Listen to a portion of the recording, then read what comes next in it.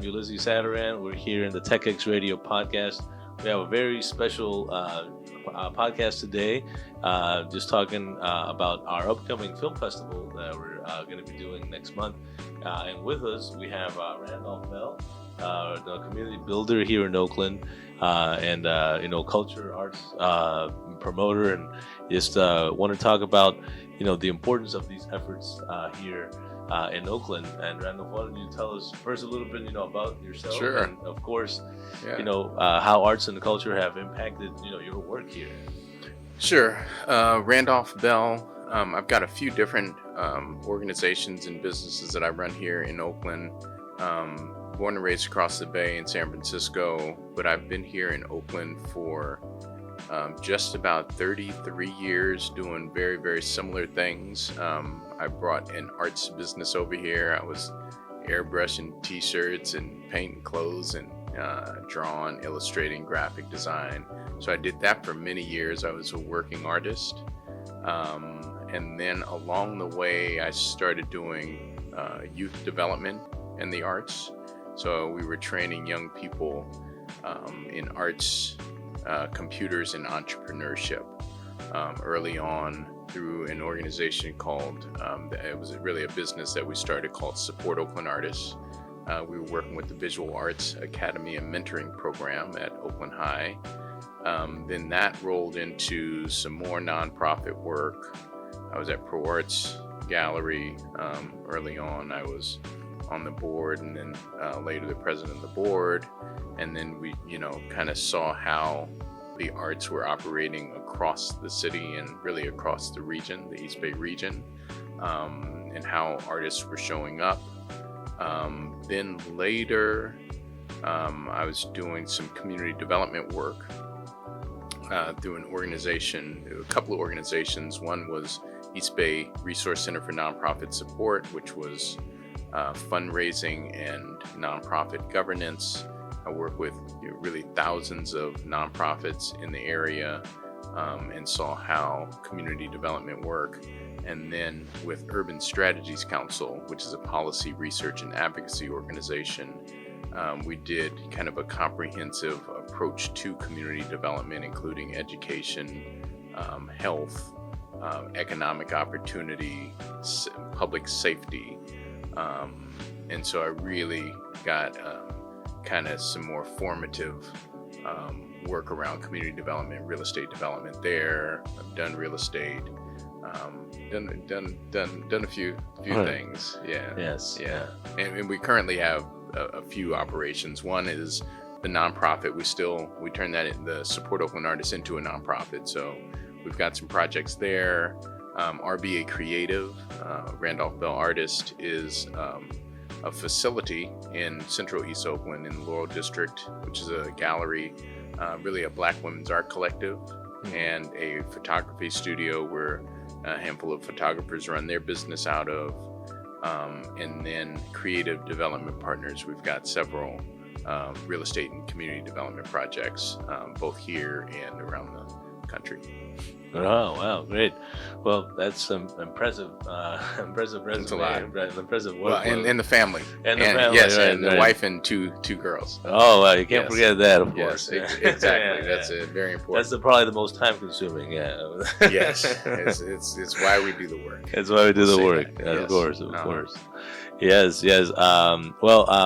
No, thank you for joining us today, and thank you for being part of this SC Manley African American Film Festival that's coming to Oakland and to support Tech Exchange.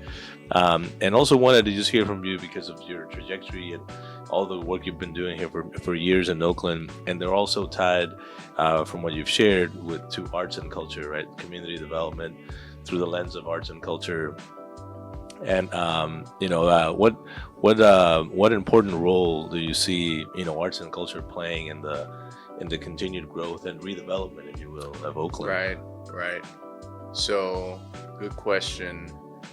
Because I've always been in the arts, in and around the arts. I grew up, in and around the arts. I always saw the value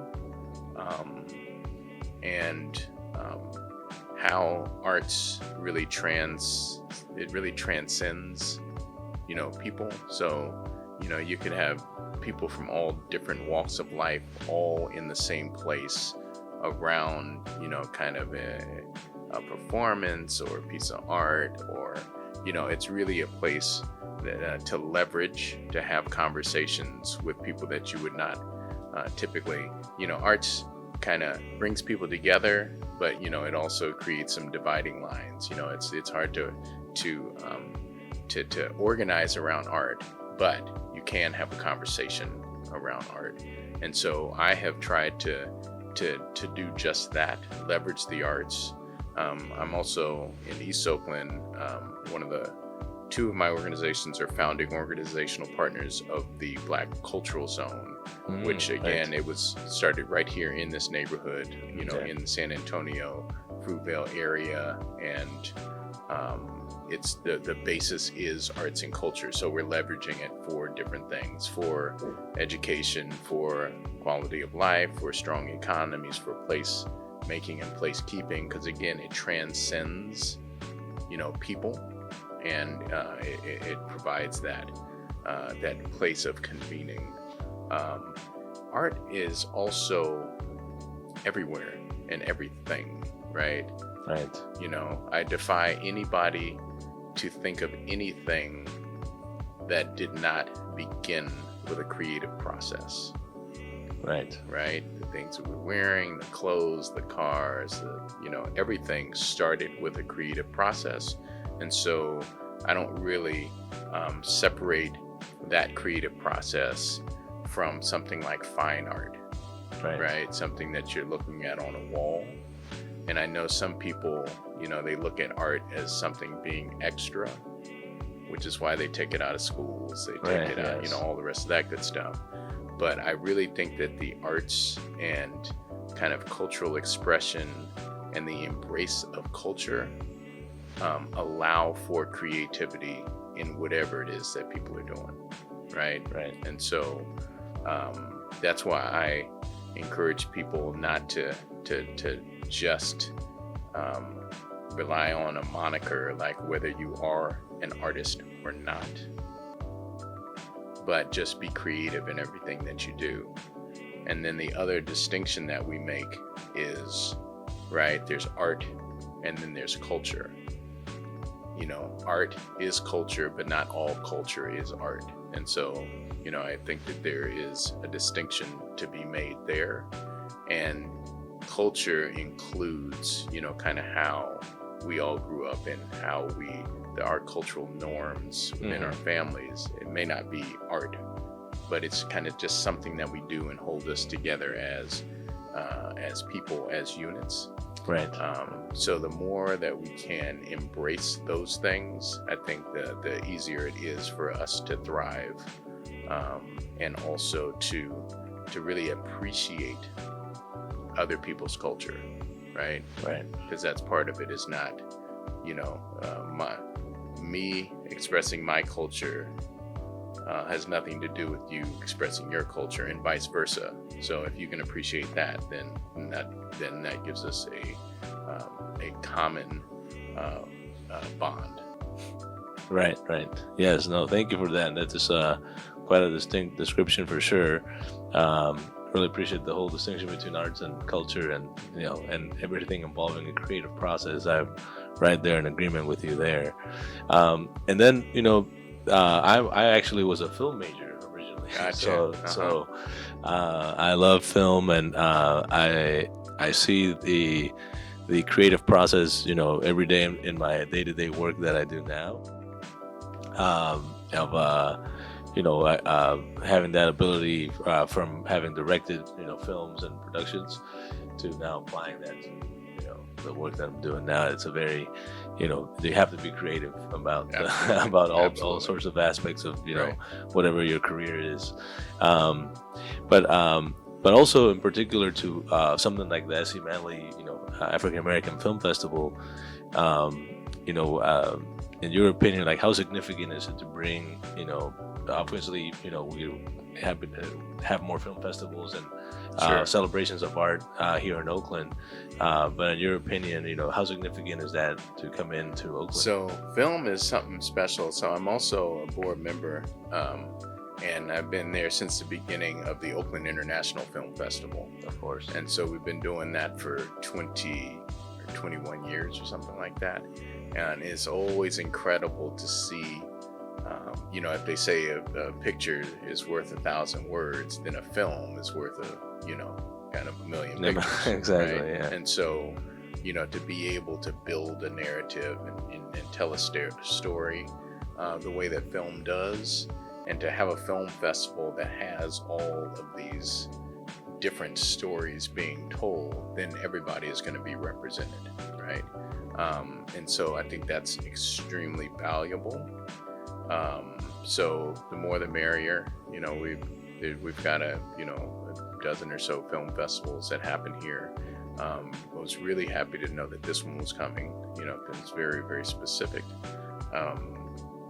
And so, yeah, and just the kind of people that are attracted to film and film festivals, I've always had just an incredible time being there. So just when I was asked, it was pretty easy for me to say yeah.